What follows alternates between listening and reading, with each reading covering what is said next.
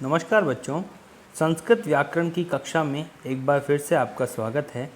मैं मनोज पारिक आपके लिए संस्कृत व्याकरण में आज एक टॉपिक लेकर आया हूं जिसका नाम है संधि। संधि में हम सबसे पहले 3 भेद जानेंगे। संधि के 3 भेद होते हैं स्वर संधि, व्यंजन संधि और विसर्ग संधि। तो आज के टॉपिक में, आज के वीडियो में हम स्वर संधि के बारे में थोड़ी सी जानकारी प्राप्त करेंगे। जैसा कि आपको पता है कि स्वर क्या होते हैं। स्वर वे वर्ण होते हैं जिनके उच्चारण में किन्हीं अन्य वर्णों की सहायता नहीं ली जाती है।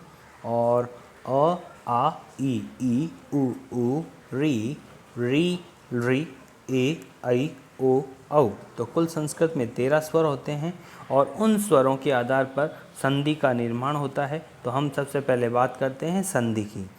सबसे पहले हम संधि की परिभाषा पढ़ लेते हैं। संधि के बारे में कहा गया है कि 2 या 2 से अधिक वर्ण, वर्ण मतलब अल्फ़ाबेट, 2 या 2 से अधिक वर्ण जब आपस में मिलकर के किसी अन्य वर्ण का निर्माण करते हैं या फिर उनमें कोई ना कोई परिवर्तन होता है, उनमें विकार उत्पन्न होता है, तो वहाँ पर संधि कहलाती है। सिंपल सी परिभाषा आप ये कह सकते हैं कि 2 या 2 से अधिक वर्णों के मिलने पे जो उनमें विकार उत्पन्न होता है वह संधि कहलाती है।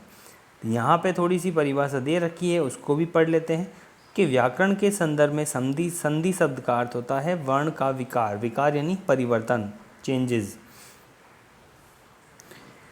यह वर्ण एक विधि होती है 2 पदों या एक ही पद में 2 वर्णों के परस्पर व्यवधान रहित सामीप्य, अर्थात बिना किसी बाधा के उन दोनों के निकट आने की जो स्थिति होती है उसकी बात कर रहे हैं। उनको संहिता में जो वर्ण विकार या परिवर्तन होता है उसे संधि कहते हैं।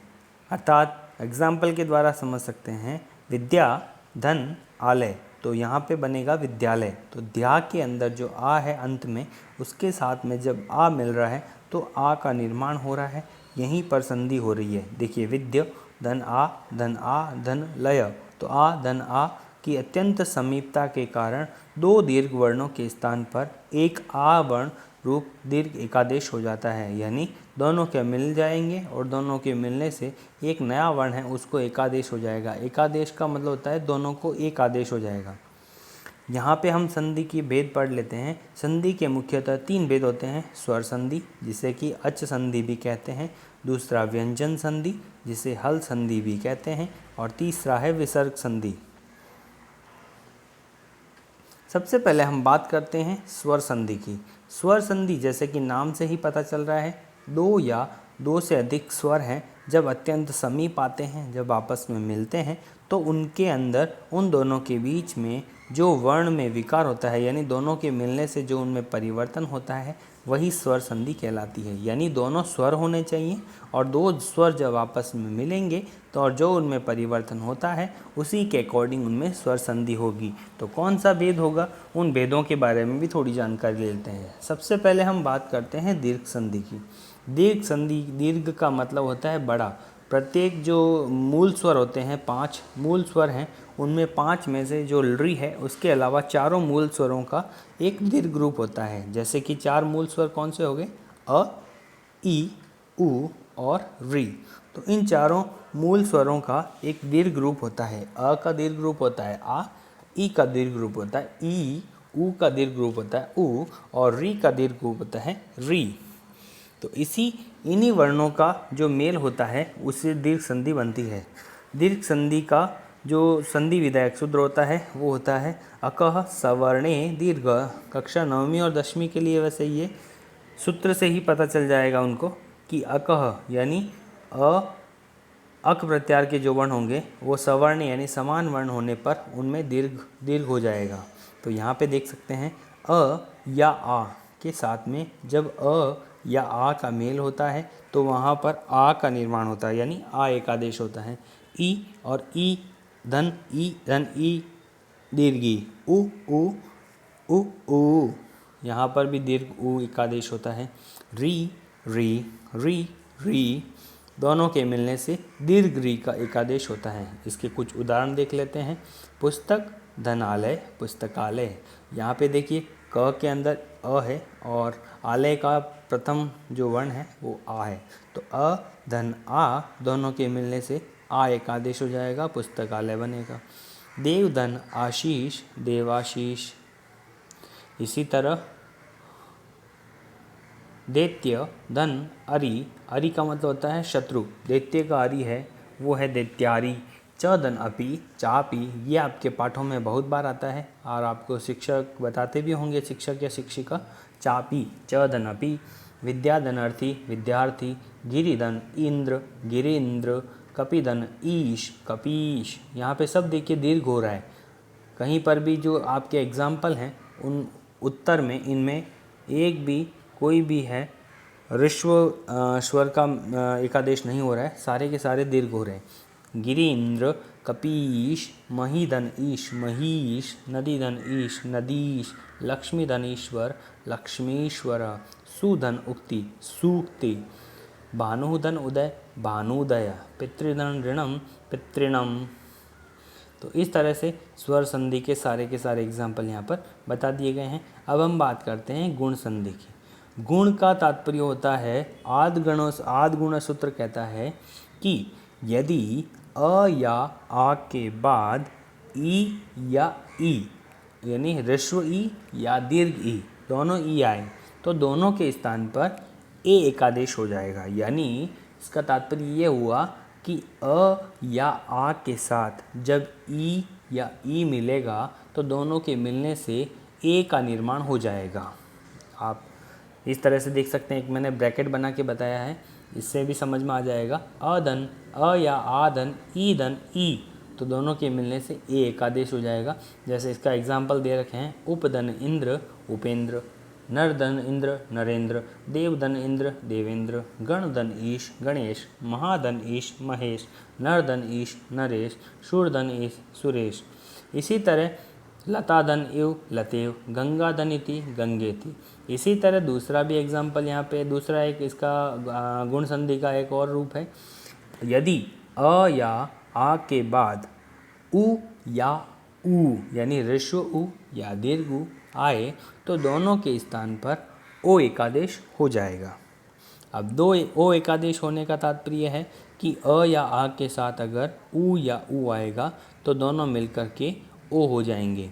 इसी तरह अ या आ के बाद यदि री आए तो दोनों के स्थान पर अर हो जाएगा। तो ये तीन इसमें गुण संधि के तीन तरह से गुण हो सकता है आद्गुण सूत्र से। तो देखिए दूसरे उदाहरण क्या कहते हैं। अ या आ के साथ में अगर ऊ या ऊ का जब मेल होता है तो वहाँ पे ओ बनेगा और इसके एग्जाम्पल हैं भाग्यधन उदय, भाग्योदय। सूर्यधन उदय, सूर्योदय। नरधन उत्तम, नरोत्तम। हितधन उपदेश, हितोपदेश। महाधन उत्सव, महोत्सव। गंगाधन उदकम, गंगोदकम। यथाधन उचितम, यथोचितम। गंगाधन उर्मी, गंगोर्मी। महाधन उर्मी, महोरु, महाधन उरु महाधन उरु, महोरु और महाधन उर्मी, महोर्मी। नवधन ऊढ़ा, ऊ दीर्घ हो या ह्रस्व हो उससे कोई फर्क नहीं पड़ेगा, लेकिन अ और ऊ मिलकर के ओ ही बनेगा, तो नवोढ़ा। और इसके अलावा अ या आ के साथ में अगर री और री, ह्रस्व री और दीर्घ री अगर दोनों का मेल हो रहा है तो वहाँ पे एक गुण होगा अर। जैसे कि देवधन ऋषि, देवर्षि। ग्रीष्मधन ऋतु, ग्रीष्मर्तु। अब जो री है उसका अर होगा। अर में क्या होगा कि जो अ है ना वो पहले वाले हलंत अक्षर के साथ, हलंत वर्ण के साथ मिल जाएगा और जो हलंत र है वो आगे वाले वर्ण के ऊपर चला जाएगा। वर्षाधन ऋतु, वर्षर्तु। ग्रीष्मधन ऋतु, ग्रीष्मर्तु। देवधन ऋषि, देवर्षि। महाधन ऋषि, महर्षि। इस तरह से बहुत सारे एग्जाम्पल हो सकते हैं ऋषि वाले। स्वर संधि का तीसरा भेद है वृद्धि संधि। वृद्धि का तात्पर्य है कि जो एक मात्रिक स्वर हैं उनमें जब संधि होगी तो वह वृद्धि हो जाएगी उनमें मात्रा के अंदर। तो देख सकते हैं कैसे वृद्धि संधि होती है। यदि अ या आ के बाद यानी धन से पहले या प्लस से पहले अंतिम वर्ण अ या आ होना चाहिए, उसके बाद यदि ए या आई हो तो उन दोनों के स्थान पर ऐ एकादेश हो जाता है। जैसे कि गुण संधि था उसके मिलता जुलता है, उसमें उ और ई, उ और री थे, इसमें अ या आ के बाद ए या ऐ होनी चाहिए।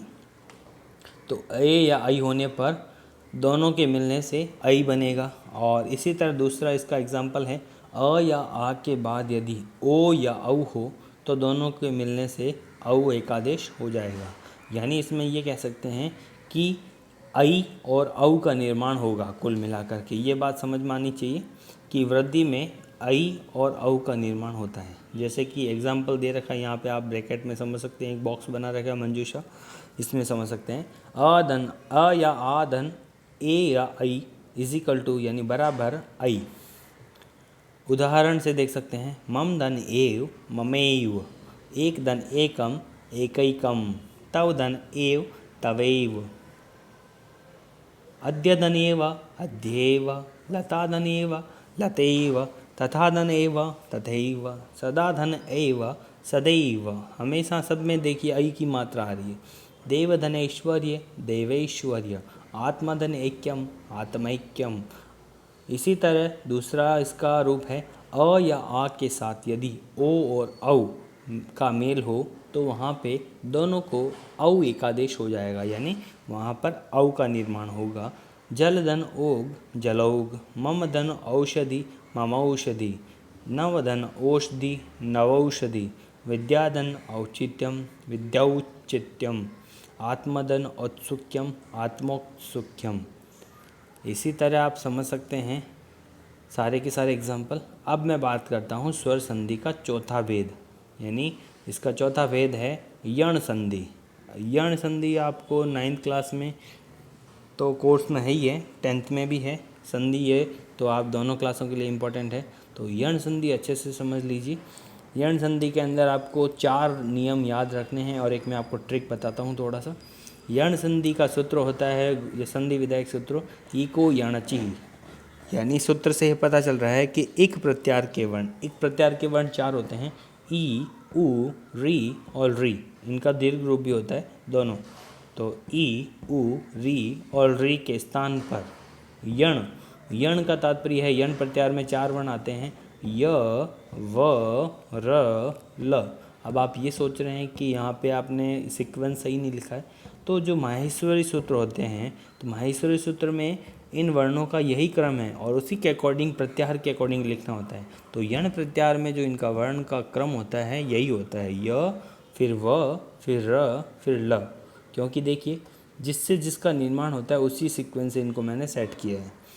जब हम ई उ री और री इन सभी के बाद कोई असमान स्वर के बारे में थोड़ा सा मैं बता देता हूँ आपको।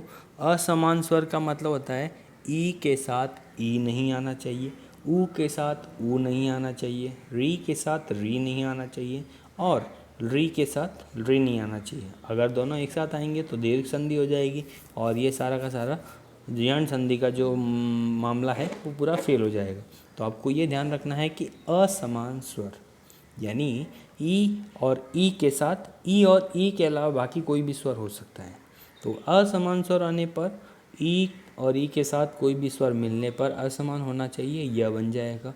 उ और उ के साथ असमान जुड़ने पर व का निर्माण हो जाएगा और री के साथ अगर असमान स्वर जुड़ेगा तो वहाँ पर र का निर्माण हो जाएगा और इसी तरह अगर री के साथ असमान स्वर जुड़ेगा तो ल का निर्माण हो जाएगा और इनका सीक्वेंस क्रम भी यही रहेगा, य व र ल। हम पढ़ते हैं शुरू से, बचपन से ये पढ़ते आए हैं य र ल व, तो वो सीक्वेंस वर्णमाला में होता है, लेकिन माहेश्वरी सूत्रों के अनुसार इसका सीक्वेंस यही होता है य व र ल।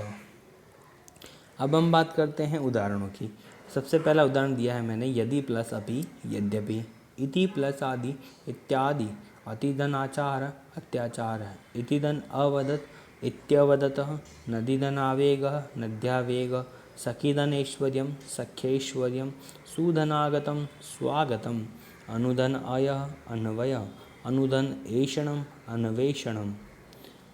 इसी तरह और एग्जाम्पल हैं कुछ यण संधि के, मधुधन अरि मध्वरी, मधुधन आगमन वध्वागमनम, पितृधन आदेशः पित्रादेशः, पितृधन उपदेशः पितृपदेशः, मातृधनाज्ञा मात्राज्ञा, ऋधनाकृति लाकृति। अब देखिए री के अंदर जो री है वो ऑलरेडी स्वर में ही काउंट होता है, क्योंकि री एक खुद स्वर है और इसके साथ में जब आ जुड़ रहा है यानी कोई दूसरा स्वर जुड़ रहा है तो आपको क्या बताया गया था कि असमान जुड़ने पर री का क्या हो जाएगा, ल हो जाएगा, और ल के साथ फिर आ जुड़ेगा तो ला हो जाएगा और यहाँ पे नया शब्द बन जाएगा लाकृति। अब हम बात करते हैं अयादि संधि। अयादि संधि में संधि विधायक सूत्र होता है एचो अयवयावः। एचो अयवयाव का तात्पर्य होता है कि एच प्रत्यार के जो वर्ण होते हैं, एच प्रत्यार में जो भी वर्ण आएंगे यानी ए आई ओ और औ, ये चार एच प्रत्यार के वर्ण होते हैं। तो ए आई ओ और औ के साथ में यानी इनके बाद में प्लस से पहले या तो आएगा ए या आएगा आई या आएगा ओ या आएगा औ। तो चारों के अलग अलग फार्मूले काम आएंगे। तो आपको ये समझना है कि ये चार वर्ण आएंगे प्लस से पहले, और प्लस यानी धन से बाद में अगर कोई दूसरा स्वर आता है, इसमें कोई भी स्वर हो सकता है, असमान का कोई लफड़ा नहीं है, यानी ए के साथ में ए भी हो सकता है, अ के साथ अ भी हो सकता है, ई भी हो सकता है, उ भी हो सकता है, यानी कोई भी स्वर आए तो वहाँ पर क्रम से क्या होगा, देखिए ए के बाद में कोई स्वर आए तो वहाँ पर अय हो जाएगा, आई के बाद में अगर कोई स्वर जुड़ेगा तो वहाँ पर आय हो जाएगा। इसी तरह ओ के साथ कोई स्वर जुड़ना पर वहाँ पर ओ का अव हो जाएगा, और औ के बाद में अगर कोई स्वर जुड़ेगा तो वहाँ पे उसका आव हो जाएगा। तो इस तरह से चारों को क्रम से याद रखना है, ए आई ओ और औ, और इनका बनने वाला जो क्रम है वो भी याद रखना है, अय आय अव आव। तो इस तरह से आपको आराम से याद रह सकता है। और आप इसको ये भी कह सकते हैं कि ए आई अय आय ओ औ अव आव। तो इस तरह से आप याद कर सकते हैं। यहाँ पे कुछ एग्जाम्पल दे रखे हैं मैंने, देखिए ने धन अनम, तो ने के अंदर अंत में कौन सा स्वर आ रहा है, ए, और ए के साथ में जब अ जुड़ेगा तो वहाँ पे बन जाएगा अय, और अय का जो अ है वो न के साथ जुड़ जाएगा और पीछे बचेगा य, तो य के साथ में अनम जुड़ेगा तो यनम बन जाएगा और रूप बनेगा नयनम। इसी तरह से धन अनम शयनम, इसी तरह नय धन अक नायकः, भवधन अक भावकः, भवधन अनम भवनम, बानोदन ए बानवे, पौधन अक पावकः, नवधन इक नाविकः, नवधन अक नायकः, भवधन उकः भावुकः। इसी तरह से ये सारे के सारे जिसमें कि आपको बीच में साउंड आएगा अव आय अव आव, तो आप वहाँ पर समझ सकते हैं कि यहाँ पर कौन सी संधि है, अयादि संधि है। अब मैंने आपको एक बताया था कि यहाँ पर जो यण संधि होती है उसका एक ट्रिक होता है। ट्रिक ये होता है कि अगर आपको कहीं पर भी आधा अक्षर का तात्पर्य है, जैसे कि यहाँ पे देखिए अत्याचार में त आया, और सख्येश्वर्य में आधा ख आया, स्वागत में स आया, अन्वय में आधा न आया, अन्वेषणम में आधा न आया, तो इससे आपको पता चल जाएगा।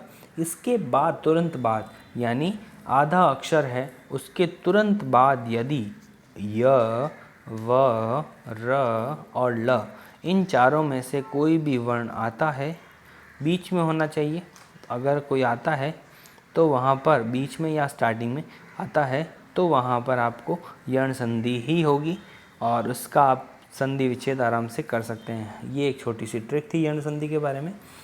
99% आपकी ये जो मैंने ट्रिक बताई है वो काम करेगी इस यण संधि पे।